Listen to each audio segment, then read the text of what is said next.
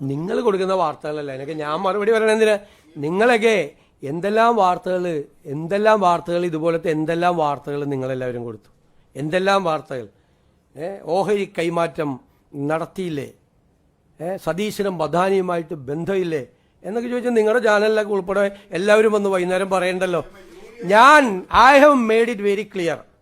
This is A stand of the government, this is A stand of the cabinet. ഞാൻ വളരെ clear ആയിട്ട് പറഞ്ഞു.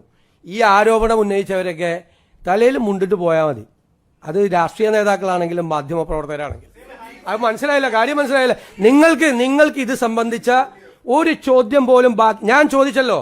ഈ ഗവൺമെന്റ് എന്ത് തെറ്റ് ചെയ്തു എന്ന് ചോദിച്ചിട്ട് നിങ്ങൾക്കൊരു ചോദ്യം പോലും ചോദിക്കാൻ പറ്റില്ല. എന്ത് തെറ്റാണ് ചെയ്തതെന്ന് നിങ്ങളിത് ഞാൻ പറയട്ടെ, നിങ്ങൾ മൈക്രോസ്കോപ്പിക് ലെൻസുമായിട്ട് സർക്കാരിന്റെ പുറകെ നടക്കുക. ഇല്ലാത്ത കാര്യങ്ങൾ നിങ്ങൾ ഊതി വീർപ്പിക്കുകയാണ്. നിങ്ങൾ ഇല്ലാത്ത അദ്ദേഹം ഒന്നും പറഞ്ഞിട്ടൊന്നുമില്ല. അതെന്താ അല്ലല്ല, അത് അങ്ങനെ നിങ്ങൾക്ക് ഇന്റർപ്രറ്റ് ചെയ്യാം, അങ്ങനെ അത്രേ ഉള്ളു. ചേട്ടൻ എന്നെ ഇനി ദേശാഭിമാനി വീണ്ടും വായിപ്പിക്കല്ലേ.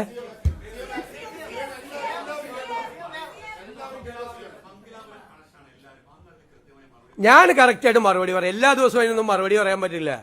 ഞാൻ ഓരോരുത്തരെ ഞാൻ മുഖ്യമന്ത്രി ആകുന്നതിന് മുമ്പ് ഞാൻ മുഖ്യമന്ത്രി ആവുമെന്ന് നിങ്ങൾക്ക് ആർക്കെങ്കിലും അറിയാമായിരുന്നോ? എനിക്ക് പോലും അറിയില്ലായിരുന്നു. ചുമ്മാ ഇതെല്ലാം എനിക്കറിയാം ഇത് എവിടെ നിന്നാണ് ഇത് ആരംഭിക്കുന്നതെന്ന്. ചില ചാനലുകളിൽ നിന്നാണ് ഇത് തുടങ്ങുന്നത്. അതാരാണ് ഇത്തരം ഗൂഢാലോചനകൾ നടത്തുന്നതെന്നൊക്കെ നന്നായി അറിഞ്ഞത്, നന്നായി ആസ്വദിച്ചിരിക്കുക ഞാൻ.